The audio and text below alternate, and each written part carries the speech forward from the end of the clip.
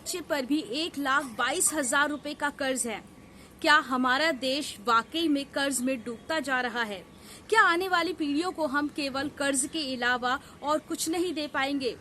क्योंकि कांग्रेस की ओर से जिस प्रकार से मोदी गवर्नमेंट पर निशाना साधा जा रहा है और ये बताया जा रहा है कि किस प्रकार से प्रधानमंत्री नरेंद्र मोदी की ओर से पिछले 9 सालों में 100 लाख करोड़ का केवल कर्जा ही लिया गया है और इस कर्ज के तले दबे अब हम इतने मजबूर हो चुके हैं कि अर्थव्यवस्था पर इसका फर्क अब साफ तौर पर पड़ता हुआ भी नजर आ रहा है। क्योंकि जिस तरीके से महंगाई बढ़ रही है, बेरोजगारी बढ़ रही है, उसको देखकर कहीं ना कहीं ये अंदाजा लगाया जा सकता है कि इस कर्ज के जो साइड इफेक्ट हैं फिलहाल वो देखने को मिल रहे हैं। और साफ तौर पर कांग्रेस की ओर से ये भी निशाना साधा गया है कि पिछले जो 14 प्रधानमंत्री रहे हैं उनकी ओर से केवल 55 लाख करोड़ तक का ही कर्ज लिया गया था, लेकिन मोदी गवर्नमेंट ने सबसे ज्यादा जो है कर्ज वो ले लिया है और कहीं ना कहीं दुनिया में सबसे ज्यादा कर्ज लेने वाले प्रधानमंत्रियों की लिस्ट में नरेंद्र मोदी जो है वो शामिल हो गए हैं।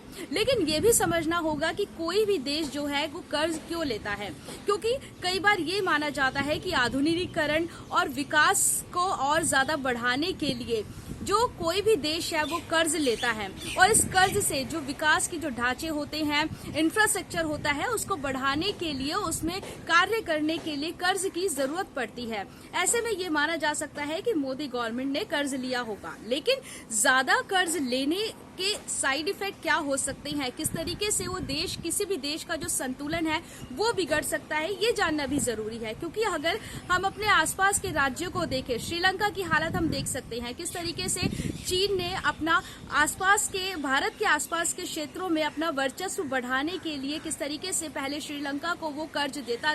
गया और उसके बाद जब श्रीलंका की अर्थव्यवस्था जब डगमगाने लगी तब चीन ने अपने हाथ पीछे कर लिए और नतीजा ये हुआ कि श्रीलंका की अर्थव्यवस्था पूरी तरीके से लुढ़क गई और श्रीलंका दिवालिया हो गया। पाकिस्तान के साथ भी कुछ ऐसा ही किया चीन ने और उसके हालात भी अब साफ तौर पर देख सकते हैं। लेकिन जरूरत है, अगर बाहर से आप कर्ज ले रहे हो तो बैलेंस किस तरीके से आपको बनाना है, अपने देश को सही तरीके से चलाने के लिए क्या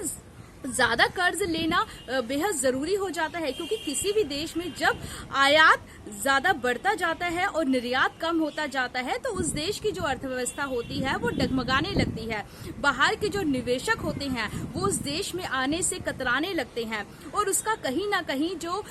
खामियाजा होता है वो उस देश को भुगतना पड़ता है। लेकिन भारत कोई ऐसा पहला देश नहीं है जिसने कर्ज लिया है, क्योंकि अगर दुनिया के दूसरे देशों की अगर बात कर ली जाए तो जापान जो एक ऐसा देश माना जाता है जो काफी समृद्ध देश माना जाता है और हैरान कर देने वाली बात यह है कि जापान पूरी दुनिया में सबसे ज्यादा कर्ज लेने वाले देशों में नंबर 1 पर आता है। दूसरे देशों की अगर बात कर ली जाए तो ग्रीस उसने दूसरे नंबर पर आता है,